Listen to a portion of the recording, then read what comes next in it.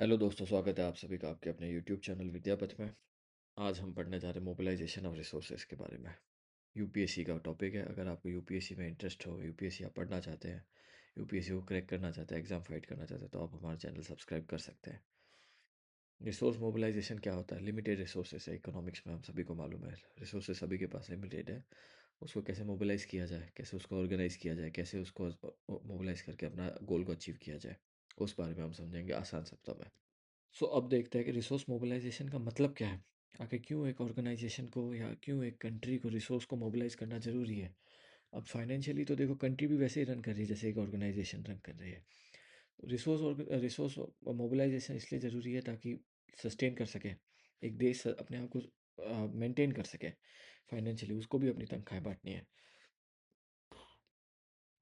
तो resource mobilisation का मतलब है एफिशिएंट यूज़ करना और ज़्यादा से ज़्यादा रिसोर्स एफिशिएंट यूज़ करना, और इस हिसाब से यूज़ करना कि हमें और भी रिसोर्सेज मिल सकें।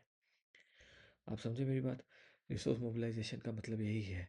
इससे ये इंश्योर किया जाता है कि रिसोर्सेज का मोस्ट इफेक्टिव यूज़ किया जा रहा है। इससे ये इंश्योर किया जाता है कि इफेक्टिव वे में मैक्सिमम उस रिसोर्स का एक मैक्सिमम इम्पैक्ट पड़ रहा है लोगों के जीवन में, देश की उन्नति में। ऐसा नहीं है कि सिर्फ वेस्ट हो रहा है रिसोर्सेज जो एक्वायर होते हैं या जो रिसोर्सेज होते हैं वो ह्यूमन रिसोर्स भी होता है, natural resources, technological, informational resources. ठीक। ह्यूमन रिसोर्स क्या होता है कि हर किसी के पास कुछ ना कुछ टैलेंट है, हर एक आदमी के पास, चाहे वो इंडिया में हो चाहे वो फॉरेन में हो। तो उस आदमी का जो टैलेंट है वो कैसे यूटिलाइज किया जाए। आप समझे मेरी बात? उस आदमी का टैलेंट कैसे यूटिलाइज किया जाए, नेचुरल रिसोर्स का मतलब उस नेचुरल रिसोर्स को कैसे यूटिलाइज किया जाए ताकि कंपनी या कंट्री जो है अपने नेचुरल रिसोर्सेज के बेसिस पे सस्टेन कर सके। एग्जांपल के लिए आप अरेबिक कंट्रीज़ को देख सकते हैं, जो खाड़ी के देश हैं।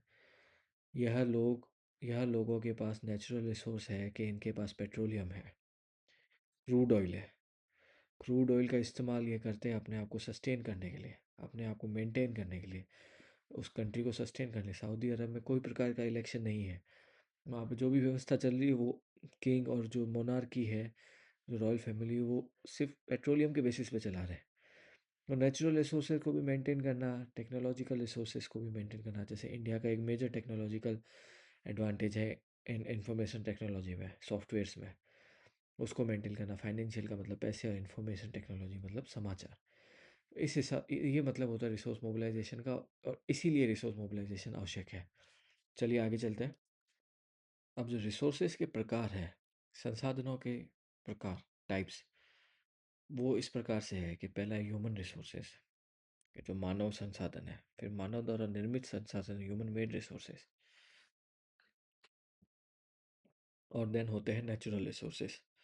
नेचुरल रिसोर्सेज रिन्यूएबल और नॉन रिन्यूएबल दोनों प्रकार से होते हैं। आपसे एक क्वेश्चन है, वैसे वीडियो के अंत आगे आप जैसे बढ़ेंगे तो आपको मालूम चल जाएगा क्या आंसर है, कि कोयला जो है रिन्यूएबल है, नॉन रिन्यूएबल है। अब जैसे एयर है, पानी है, सॉइल है, कोई प्रकार का कोई खनिज है, कोई मिनरल है, ये नेचुरल रिसोर्सेज का एक एग्जांपल है जो कि एनवायरनमेंट में होता है। इसको बनने में एयर और एयर तो अब देखें लिमिटलेस है, पर कोई मिनरल ऐसा हो सकता है, कोई ऑयल ऐसा हो सकता है जो लिमिटेड क्वांटिटी में हो। उसको बनने में लाखों साल लगते हैं, पेट्रोल को, क्रूड ऑयल को। नेचुरल रिसोर्सेज ऐसा होता है जो अनफिल्टर्ड, रॉ बेसिस में अर्थ अर्थ से वो किया जाता, माइन किया जाता है, एंड देन उस पर प्रोसेस करके। आप जो पेट्रोल यूज़ करते हैं गाड़ियों में, पूरा का पूरा प्रोसेस होता है, क्रूड ऑयल पूरा गंदा होता है, वो आपकी गाड़ियों में डालने लायक भी नहीं है। अब क्योंकि इनका जो स्टॉक है, इनकी जो अवेलेबिलिटी है वो एक लिमिटेड है, तो उस वजह से जो है आ, वो उन पे उतना डिपेंडेंट नहीं रहना चाहिए। पर जो रिन्यूएबल रिसोर्सेज है, जैसे कि विंड हुआ या फिर सोलर हुआ। विंड आपका पवन चक्कियों में, विंड मिल्स होता है, लिमिटलेस, कोई एंड नहीं है इस रिसोर्स का। आप कितना भी उपयोग कर सकते हैं बिजली बनाने के लिए, इस चीज़ का कोई लिमिट नहीं है, बिजली विंड का और इसका, विंड का और सोलर का। धूप तो सूर्य रोज गिरेगा। इस हिसाब से जो है आप नेचुरल रिसोर्सेज आप समझ सकते हैं। देन होता है ह्यूमन मेड रिसोर्सेज। उसका मतलब है कि उस चीज़ को ट्रांसफॉर्म कर दिया गया। शुरू शुरू में जैसे आप समझिए, मानव काल के पास आयरन जो है, लोहा, उसकी जानकारी नहीं थी। पर जैसे जैसे उनको मालूम चला कि लोहे का क्या यूज़ है, अ, उसको कैसे काम में लिया जाता है, तो उन्होंने लोहे को अपने हिसाब से ढालना शुरू किया। तो वो ह्यूमन मेड रिसोर्स हो गया। कोई औजार है, कोई इंस्ट्रूमेंट है, वो ऐसा है कि वो फिर वो ह्यूमन मेड हो चुका है। कोई टेक्नोलॉजी ऐसी बन चुकी है, जैसे पहिया भी है, तो पूरा का पूरा अब वो ह्यूमन मेड टेक रिसोर्सेज में है। और देन आता है ह्यूमन रिसोर्सेज। ह्यूमन रिसोर्सेज में नॉलेज एंड स्किल्स है, जो हर एक एक्सपर्ट आदमी के पास होती है, जिसका इस्तेमाल करके देश को तरक्की मिलती है। तो अब रिसोर्स मोबिलाइजेशन की आवश्यकता क्या है किसी भी देश को करने की? आखिर क्यों एक देश को रिसोर्सेज को मोबिलाइज करना ही पड़ता है? अब चाहे वो देश एक वेलफेयर स्टेट हो जैसे कि इंडिया है, या फिर कोई पुलिस स्टेट हो जैसे कि कोई डिक्टेटरशिप होती है, सभी को अपने रिसोर्सेज को मोबिलाइज करना होता है। बहुत ही ज़रूरी है जनता की डिमांड को फुलफ़िल करने के लिए। अदरवाइज़ जनता की डिमांड फुलफ़िल नहीं हो सकती। अगर डेवलपमेंट चाहिए, अगर सस्टेनेबिलिटी चाहिए, अगर डाइवर्सिफ़िकेशन चाहिए। सस्टेनेबिलिटी का मतलब है कि आप जैसे नेवर एंडिंग, हमेशा ही अपना सर्वाइवल करते रहेंगे। सस्टेनेबिलिटी की प्लानिंग का मतलब है, ये प्लानिंग के सेंस में मतलब है कि आप हमेशा ही सर्वाइव करते रहेंगे। एक्सपेंड और डाइवर्सिफाई करने के लिए कैपिटल को मोबिलाइज करना पड़ता है। इससे क्या होता है कि डिपेंडेंसी कम हो जाती है जो छोटे छोटे रिसोर्सेस हैं उन पे है। दूसरा है कि क्रिएटिंग इंडिपेंडेंट बजट्स क्रिएट होते हैं, सस्टेनेबिलिटी डेवलप होती है, डोमेस्टिक स्किल्स। अब जिस कोई आदमी पढ़ा लिखा है, किसी के पास कोई स्किल है, किसी के पास कोई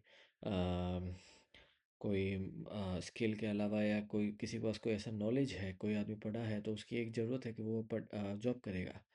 वो कैसे पॉसिबल है? तो एक पूरा ही एक नेशनल प्लानिंग का एक पार्ट है। कम्युनिटी की रिस्पॉन्सिबिलिटी को भी फुलफिल करता है। सिर्फ वादे करने से नेता नहीं जीत सकते। उनको 5 साल पूरा अपना कार्यकाल पूरा निभाने के लिए उनको कम्युनिटी की जो समाज की जो रिस्पॉन्सिबिलिटी है, सामाजिक दायित्व है, उसको कंप्लीट करना पड़ेगा। रिसोर्सेज के सोर्स क्या क्या है? पब्लिक सेविंग है। आप जो भी अपना पैसा बैंक में जमा रखते हैं, जो भी आपकी सैलरी, प्रॉफिट, पॉकेट मनी जितना भी है, उन सब का एक सोर्स बनाया जा सकता है आगे। ठीक है, प्राइवेट सेविंग भी है जो कि बहुत ज़रूरी है। टैक्स रेवेन्यू भी है। आईटी और मैन्युफैक्चरिंग इंडस्ट्रीज़ दो ऐसी इंडस्ट्रीज़ है जिनमें फॉरेन डायरेक्ट इन्वेस्टमेंट होता है। इसमें कभी भी फॉर ऐसा नहीं है, फॉरेनर्स का ये पसंदीदा सेक्टर्स है, चाहे वो इंफॉर्मेशन टेक्नोलॉजी हो, चाहे कोई भी चीज़ का मैन्युफैक्चरिंग हो। इसमें लिबरलाइजेशन बढ़ने की वजह से एफडीआई का एक फेवरेट फील्ड है।